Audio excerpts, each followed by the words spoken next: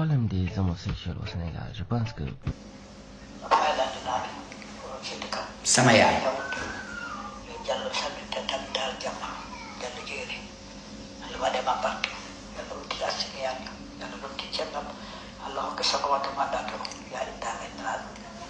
man sama ndey daf maa gërëm sama baay gërëm ma sama mag yi gërëm ma sama yaay xam na bu baax waa kii je suis sama famille xam nañ bu baax waa kii je suis kon na ma juste pas yaa ngi dégg bu dee bës nga bëgg wala flower nga bëgg na ko uti ci xaj man forcé ma nit bëgg ma war nit bañ ma ndax sama waajur la bëgg dem ndax su ma liggéey lu ma mun a sacrifier sama àdduna samay waajur la ak samay frère mais pas yéen ma forcé ma kenn bëgg ma yàlla dafa ne ittaqul zulma wa inna en jarni bandiraɓe musidɓe tedduɓe heeɗiɓe rewintoɓe gueɗe men sen men Titonde TV yoɓe continue wadde abonné ɓe mbaɗa like ɓe mbaɗa partagé ɓe ɗacca hen commentaire uji mabɓe nde tawno doole lingu ko ndiyam kono doole pullo ko pulagu ni kemi wiide ni kamɓe goni force men so ɗum ɓenni bandiraɓe musidɓe en garti e joljole men noon ko homosexualité woni debbati gorkati koreji men jolfuɓe mbiya ɗum gorjiguel hande koye majjum jiɗɗen haalde nde tawno ene jeeya e ko ɓuri jojjude woni joljole en jii dimanche oɗo ɓennuɗo sikki ala seppo mawgo waɗi toon to gandanɗa hoorema woni place de l'Obélisque holko wonno fandare seppo nde woni tigui rigui mumtude gorjigueneyagal e nder leydi men Sénégal ha gasa ha laaɓa ceer woni debbati gorkati woni noon sababu oɗon rassemblement ko diɗɗal ngal gandanɗa hoorema darani ko diine l'islam darani aussi ko jikkuji men moƴƴi ɗiɗi gandanɗa hoorema jinnaɓe men ɗaccidi en kono kadi aussi sernaɓe men ɗaccidi en waliyaɓe men ɗaccidi en jikkuji ɗi gandanɗa hoorema ko ɗin woni Muhammadu Rasulullahi sallallahu alayhi wa sallam jofani en ye en mbaw wurdude hono noon gurden e dow diine l'islam e nder ɗum tuma so tawi en maayi beele eɗen mbawa yeɗede e ko jurɗo foti yeɗede ko ɗum noon en jii ko rendi toon e yimɓe farnoriɓe diine l'islam ko rendi toon e patriote en ɓe gandanɗa hoorema ko leydi ndi ɓendi ɗumen ɗum en jii ɗum noon wona mahamnele mamoudou kadi aussi hewɓe yiyetanoɓe e nder diine l'islam kawri ɗon ne handirten hen kono noon alay saago so tawi en kaali oɗon mouvement eɗen gandi so tawi hunde woodi tan ene woodi ardiɓe o mo gandaroma kañum woni professeur Cheikh Oumar Diagne en jettat mo jarnen mo duwana ɗen mo yo Allah junnu balɗe makko moƴƴina battane makko nde tawno gurdam makko ene heewi nafoore e nder rendo ngo sabu ɗum eɗen gandi oɗo mouvement moɓe tafi wona mouvement tokoso ko mouvement mawɗo te ko mouvement ɓoyɗo te ko mouvement ɓoyɗo haɓanade diine l'islam e nder leydi ndi mouvement o noon so tawi eɗen pira ɗum o wiyete ko anda samma jikkuyi woni ndenen jikkuji men ɗi tawruniɗen ɓen ɓe gandanɗa hoorema woni jinnaɓe men walla waliyaɓe men walla sernaɓe men woni jikkuji ɗi gandanɗa hoorema jikkuji moƴƴi ɗi joguiɗen so tawi ɗi kalama en jikkata jambere ne tawno so jikku neɗɗo haalama jikki jambere tan feti ko jikku o moƴƴani hadde men arde exactement e gongole walla golwole ɗe ɓe mbaɗi e nder leydi ndi ma en gaddu hen yeruji hay sino ko tati walla nayyi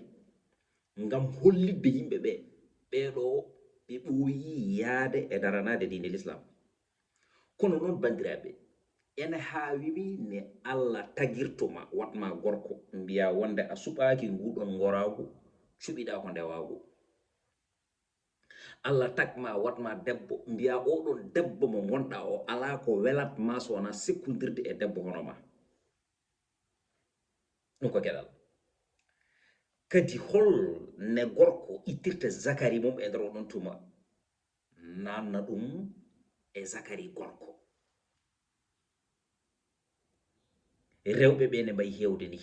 dahamma ne wayi hewde tigui rigui ɗo gaga banggue rewɓe e worɓe so tawi cekkodiri ne handirta ni henna Allah e mum hewde wiya wonde ko so tawi daganakima woto ɓallo ne tawno sa ɓallima iblis ene wawi hejje hen ewo jonnon mbiya an a suɓaki ɗum cuɓiɗa ko gorko hono ma holne mbadda toon mbaddonne kulle mbaddata ni walla mbaddonne ndewaɗi mbaddata ni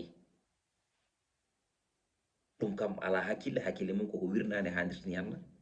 kono an jogiiɗo hakkille o aɗa wawno rende hakkille ma e nder oɗon tuma ha miijoɗa enen kala ken hoɓɓe ken arɓe ken haajoni en garani hodde ken hotoɓe e nder oɗon tuma mo jikkiɗo koko gasata mo jubbiɗo koko gasata mo ɓaftiɗo koko gasata mo meftiɗo koko gasata ala ko gasata sowona laamu gueno ɗum noon ɗon ɗo gandanɗa hoore ma mayde ala ko wurde tan ha abada so tawi a wuuri e belamma ko belamma ha abada sa wuuri e kata ko kata ha abada an cuɓora tigui rigui wurde e kata sababu ne wonde guelɗo adunayel toksel mbiya wonde ko gorko uroto keeɗa caggal mum e nder on ɗum no rewandu heedirta caggal rewandu ni ɗum woni ko welatma rafiji goɗɗi hen ɗi luuɓi ko gonki hen ki e nder on tuma conséquence uji ɗi ɗum jogori jibinde ɗi a heɓata hen daham mo poɗɗa hebde hen o a heɓata hen cellal keɓa hen bakkat anne debbo o mbiya wonde ko ɗum woni ko welatma hakkude ma ko debbo o kono noon so tawi en ƴeewi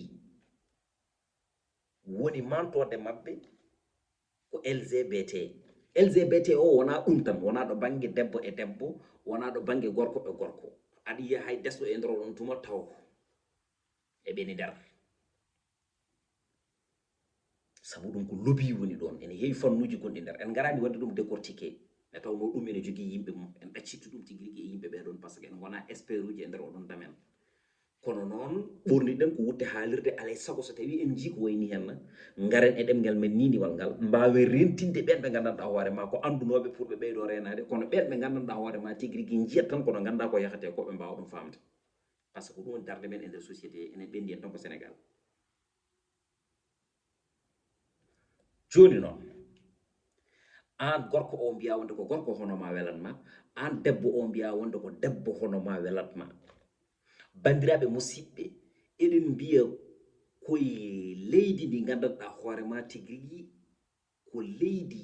diine l'islam so tawi ƴeewama e nder on tuma 80 walla 90% e nder on tuma ko wiyeɓe o ashhadu an la ilaha illallah wa ashhadu anna mouhammad rasulullah te eɗen jogui duttorɗe holi wonɓe duttorɗe men woni Seykoumar Kodara Maysa Elimane Siré Samba Dembali Moutar ala foto haɓataka diine l'islam fili jihadi e nder oɗon tuma darde mum fof yo l'islam ñib ko yo l'islam tigui rigui won yo l'islam laato eɗen mbiya duttorgal men ko on mo gandanɗa hoore ma woni jarɗo nelaɗo ha nelaɗo feeñani ɗum woni joom prasewol o El Hadj Malick Sy radiyallahu taala anhu eɗen mbiya duttorgal men ko mam Boukounta Ndiassane eɗen mbiya duttorgal men ko mam Limamou Laye eɗen mbiya duttorgal men ko Baye Niass eɗen mbiya duttorgal men ko Sen Touba eɗen mbiya duttorgal men tigui rigui ha joni ko ɓen ɓe gandanɗa hoore ma woni darininoɓe diine l'islam haɓananoɓe diine l'islam e nder on tuma ala fof ko diine l'islam jaranani ɗumen diine l'islam jarini men wasde ñamde wasde yarde wasde tigui rigui ha joni dañde belamma e safaɓe waɗede e keƴƴalal e nder on tuma ɗum fof diine l'islam jarini ɗumen joni noon hankanti ala ko heddi so wona en goni e wattande jamanu moni kala ko wela ko e ko yiɗi ko bellanteje fita ɗum ko addi ko ɗum woni ko ɗaccitte ngam sababude tigui rigui intérêt ji personnel walla ngam sababude kopporeje gonɗe heɗe e nder ɗum walla ngam sababude yidde laamu bandiraɓe pourquoi pour quelle raison hande kala mo gandanɗa hoore makko biyo wa ashhadu an la ilaha illallah wa ashhadu anna mouhammad rasulullah ɗum ɗo ene foti musdema ɗum ɗo ene foti wonde harema ɗum ɗo aɗa foti darade hen ɗum ɗo aɗa foti yiyede hen ɗum ɗo aɗa foti hamnade ɗum ha aduna Allah fof anda tigui rigui a hamnima ɗum mbaɗa ne Karim Xurum Haq en mbaɗini darade waɗa discours mo gandanɗa hoorema vraiment so tawi ka suka a heɓima ɗum ɗon so tawi aussi wonko tawrunoɗa jinnaɓe men ko jinnaɓe ma ko fate diine l'islam e nder on tuma walla ko fate jikkuji moƴƴi hay sino so tawi ka jogornoɗo wadde waɗat e ma duttal mbaɗa reculé ganda wonde koye erreur gonnoɗa duttoɗa tuubana gueno ruttade kadi aussi duppa drapeau mabɓe koɓe gorjiguinaji ɗi ɗum ko geste mo gandanɗa hoore ma mo majjata mayata ha ɗum o firto kankone aussi o duwante Karim Xurum Xaq ko vrai patriote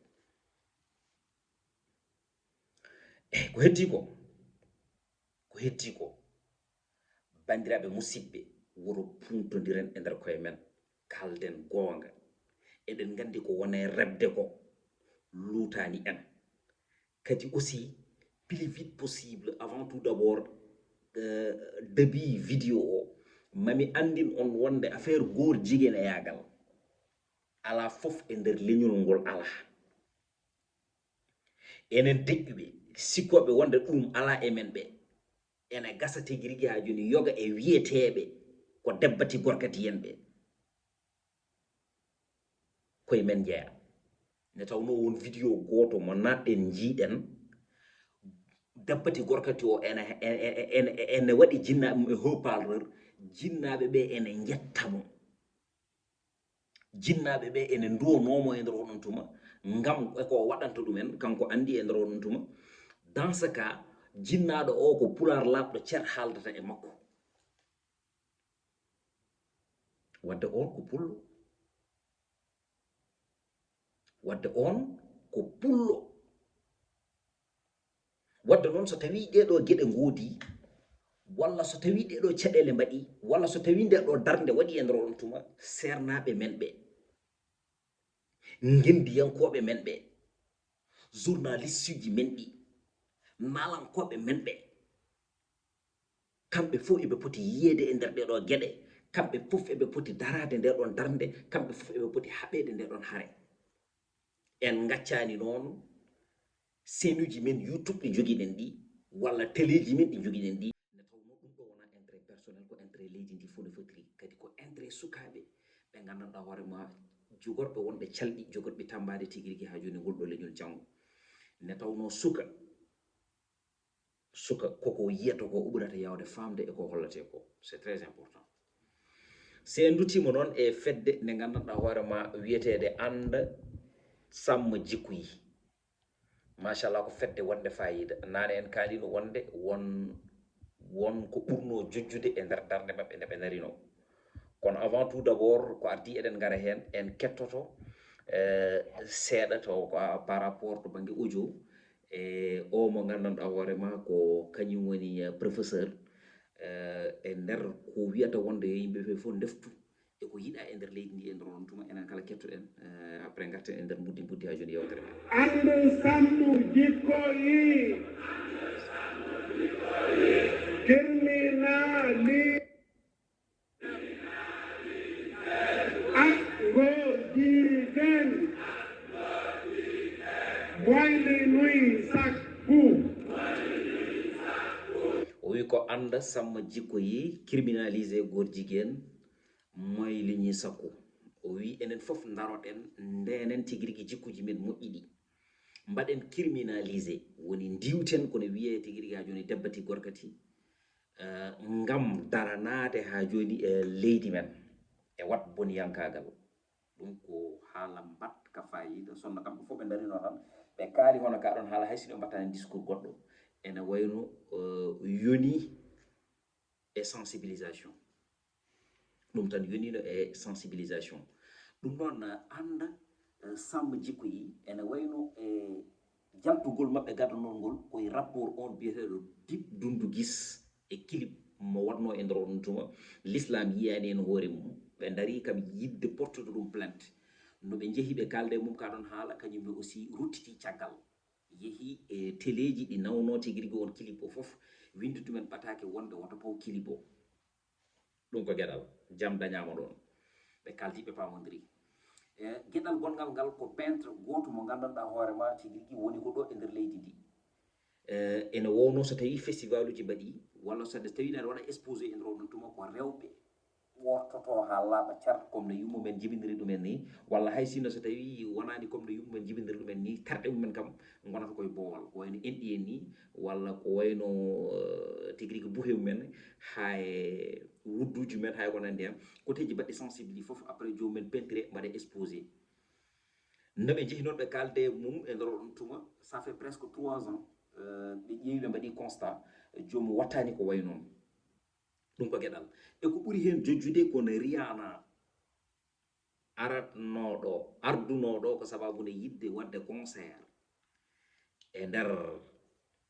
école aji he, yidde wadde tigirigaji ni concert e nder beddaji he, yidde wadde sensibiliser e nder on tuma ko fewti e maçonnique woni franc-maçon ne handirta ni henna. Dans ce cas kamɓe aussi ɓe dari hen darde fayodinde yuɓɓude yumtude ɗum tagi Rihanna ari ha yettimo ɗo, yimɓe ɓe gandano Rihanna nane e nder leydi ndi, kono yimɓe ɓe gandi exactement Rihanna nane e nder leydi ndi ko saga noɓe mbaɗoyi conférence toon to ganduɗa ko woni centre Abdou Diouf mo gandanɗa hoorema tigui rigui yimɓe jii Rihanna. Te oɗon jour ne yimɓe jiiri Rihanna e ni ko kala tan heddaninomo siforede comme genre ibadu ni nde tawno ko jomki timmuɗo o ɓori noon. ɗum ɗon fof bandiraɓe ko kamɓe ndewɗa ɗon. te eɗen gandi ɗum wona hunde tokosere par ce que ko hunde mawde. ene heddi noon e ko gandanɗa hoorema ɓe ndewdama ɗon ko fewti tigui rigui ha joni e nder leydi ndi. Kono noon eɗen gandi ne franc-maçon ji ɗi jiiɗi wadde Sénégal capital mumen, ko kamɓe dari mbi lalti ɗum wawa ɗo wonde, wonata hande, wonata janggo, wonata ɓawo janggo, te kadi ala fof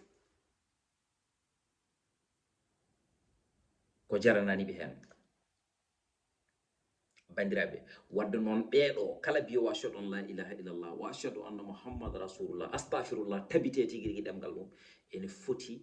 wawde jaggodirde e mabɓe jungo, ene foti wawde wallodirde e mabɓe e nder oɗon fannu ngam daroɗen caloɗen ko gandanɗa hoorema eɗen poti ɗum salade nde tawno sen calaki ɗum eɗen gandi hunde nde reɓat ha wodo ko bonnani en e diine men. ɗum noon kala kono bonna diine men caloɗen. en ƴeewat tan mawɓe men ɓe ɗo ɓe ndewda e diine l'islam ɗo ha enen mbawɗen yedde e nder diine l'islam. So tawi waktu yonti ko heure mo beleɗen juulaten, so tawi wajif yonti ko heure mo belaten tigui rigui ha joni birdeten, so tawi naafila yonti ko heure mo belaten nafirten, so tawi korko yonti en korande poɗɗen horduni, so tawi hajju yonti en jahande poɗɗen yehirni. wadde noon ganden wonde en pinani tan tawɗen ɗum ɗo koko haɓana ha mbawɗen tigui rigui yedde hen, mbawɗen hebde hen gueɗal ngal poɗɗen hebde hen. ɗum noon wadde so tawi goɗɗo ari wi ene bonnana en, ɗum noon poɗɗen ko darade caloɗen, poɗɗen ko darade caloɗen. So tawi noon darde nde ñiɓani, so tawi darde nde gonɗani, eɗen gandi kam lamɓe ɓe kala ko woni wiye intérêt mabɓe walla kala kone renanaɓe laamu mabɓe ha eɓe keddo e laamu jomum sikka wadde ko royaume jogui e nder oɗon tuma, ala ko jaranani ɗum hen, ene jarani ɗum hen hay tigui rigui yo pitale mbasa hen. ɗum eɗen gandi ɗum. wadde noon ko dañi ɗo cagayagal ko woni prostitué o dañni ɗum ɗo ko